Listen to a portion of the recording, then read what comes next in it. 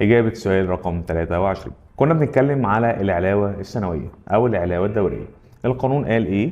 قال إن أي موظف بيكمل سنة خدمة مرتبه بيزيد 3% بحد أدنى من الأجر التأميني.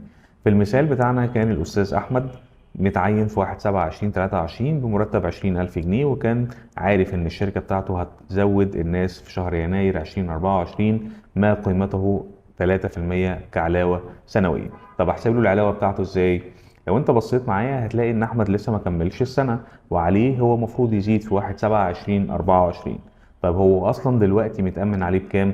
متامن عليه لانه اتعين في 2023، ما تنساش كان الحد الاقصى وقتها لو ضربناهم في 3% هيديني رقم. تعالوا نحسب الرقم ده مع بعض. هيطلع الرقم الموظف لسه ما كملش سنة كاملة، وعليه هيزيد نسبة وتناسب زي ما بعض الشركات بتعتبر أو بتتعامل مع العلاوة على إنها علاوة ينايرية مش علاوة سنوية، يعني بتحسبها من يناير لديسمبر لكل الناس بدل ما كل شوية تزود الموظفين بتوعها. وعليه هنيجي في شهر يناير ونشوف الموظف أحمد قعد قد ايه معانا من ساعة ما تعين لحد 31/12 من السنة اللي هو تعين فيها. طب لو اشتغل أقل من سنة هياخد قد ايه؟ حد ممكن يقول لي هنقسم الرقم نصين، هقول لك ماشي، بس ما تيجي نحسبها بحسبة اسهل.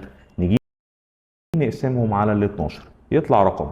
الرقم ده نصيب الشهر، يعني الشهر الواحد الموظف يزيد فيه رقم، هنضربه في مدة خدمة الموظف اللي هم 6 شهور هيطلع، وعليه مرتب الموظف الجديد هيبقى 20,000 زائد.